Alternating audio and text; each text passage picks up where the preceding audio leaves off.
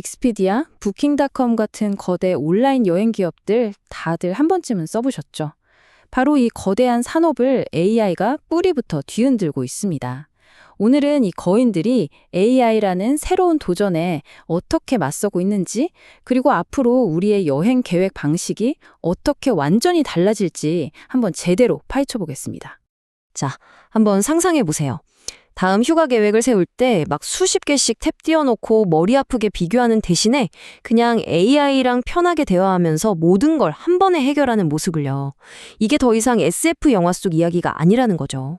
자, 그럼 이 거인들이 어떻게 지금의 자리에 오게 됐는지 그 얘기부터 시작해야겠죠. 지난 20년 동안 온라인 여행 시장은요, 사실상 몇몇 거대 플랫폼들이 완전히 장악해 왔습니다. 이 사람들의 핵심 비즈니스 모델이 뭐냐면요, 바로 통합 중개라는 거예요. 전 세계에 흩어져 있는 수많은 호텔, 항공사들을 쫙 모아서 우리 같은 여행자들한테 보여주는 거죠. 그리고 우리가 뭔가를 검색하고 발견하는 바로 그 과정에서 어마어마한 돈을 벌어왔습니다. 말 그대로 인터넷 여행으로 들어가는 톨게이트를 꽉 쥐고 했었던 거죠. 그럼 이 톨게이트를 지키려고 돈을 얼마나 쓸까요? 놀라지 마세요. 2024년에 익스피디아가 마케팅에 쏟아부은 돈입니다. 68억 달러. 와, 이게 우리 돈으로 하면 거의 9조 원이 넘거든요? 상상이 가시나요? 이 돈의 대부분은 구글 검색창 제일 위에 자기들 링크를 띄우는 데 쓰인 겁니다. 이건 익스피디아만 그런 게 아니에요. 경쟁사인 부킹닷컴도 마찬가지입니다. 2024년에 70억 달러, 거의 10조 원에 가까운 돈을 마케팅에 썼죠. 그러니까 보세요. 방금 본 68억 달러, 그리고 지금이 70억 달러. 이 어마어마한 돈이 결국 뭘 의미하겠어요? 이들의 사업이 얼마나 검색 트래픽에 목숨을 걸고 있는지를 명확하게 보여주는 겁니다. 그런데 바로 이 철옹성 같던 비즈니스 모델에 정말 거대한 균열이 생기기 시작한 겁니다. 네, 바로 생성형 AI가 등장하면서 기존의 질서가 완전히 흔들리고 있는 거죠. 예전 방식과 새로운 방식을 비교해보면 이게 확 와닿는데요. 과거 우리는 키워드를 넣고 쏟아지는 링크들을 하나하나 눌러보면서 정보 조각을 모았잖아요. 하지만 이제는 그냥 AI한테 물어보면 AI가 알아서 나한테 딱 맞는 계획을 짜서 대답해줍니다. 핵심은 뭐냐면 그 비싼 돈 내고 지키던 톨게이트를 그냥 훌쩍 뛰어 넘어버리는 거예요. 더 이상 통행료를 낼 필요가 없어진 거죠. 에이, 설마 그렇게까지 되겠어? 하실 수도 있는데 이게 그냥 이론이 아니라는 걸 보여주는 실제 사례가 있습니다. 바로 체그라는 온라인 교육 플랫폼이에요. 예전에는 학생들이 과제 답을 찾으려고 여기에 몰렸는데 챗GPT가 나타나서 직접 답을 주기 시작하니까 순식간에 방문자 수가 뚝 떨어졌습니다. 여행업계 거인들 입장에서는 정말 등골이 오싹한 경고등이 켜진 셈이죠. 바로 이 상황을 오픈 AI의 수장 샘 올트먼이 아주 날카롭게 한마디로 정리했습니다. 이 중개 플랫폼들이 사실상 여행객들한테 걷어가는 세금 같은 거다, 이겁니다. 그리고 AI는 그 불필요한 세금을 없애버리고 가격을 더 싸게 만들 수 있다는 거죠. 파괴자의 시각을 아주 명확하게 보여주는 말입니다. 자, 근데 위협은 여기서 끝이 아니에요. 진짜 무서운 건 지금부터일지도 모릅니다. 바로 에이전틱 AI라는 개념인데요. 이건 그냥 대답만 해주는 AI가 아니에요. 제 목표를 이해하고 알아서 행동까지 합니다. 예를 들어 제가 타려던 비행기가 갑자기 취소됐어요. 그럼 예전에는 제가 막 앱 들어가서 새로 고침하고 난리쳤어야 했잖아요.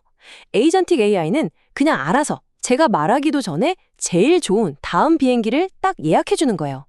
이러면 정말 여행사 웹사이트에 들어갈 일이 없어지겠죠? 그렇다면 기존의 이 거인들은 그냥 앉아서 당하고만 있을까요?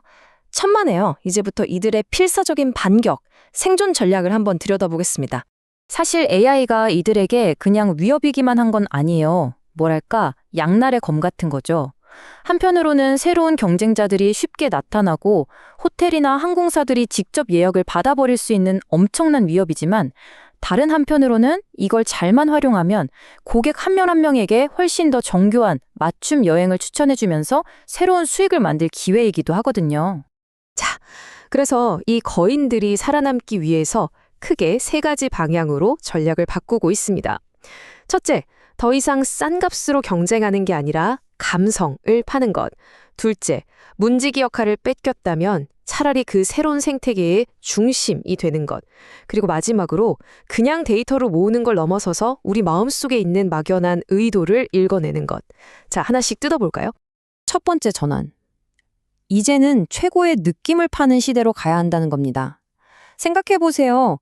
AI가 어차피 제일 싼 비행기, 제일 좋은 호텔은 다 찾아줄 거잖아요. 그럼 이제 사람들한테 뭘 팔 수 있겠어요? 바로 이 여행 진짜 최고겠다 하는 그 설렘, 이 계획 믿을만 하다는 그 확신 같은 감성적인 가치를 팔아야 한다는 거죠.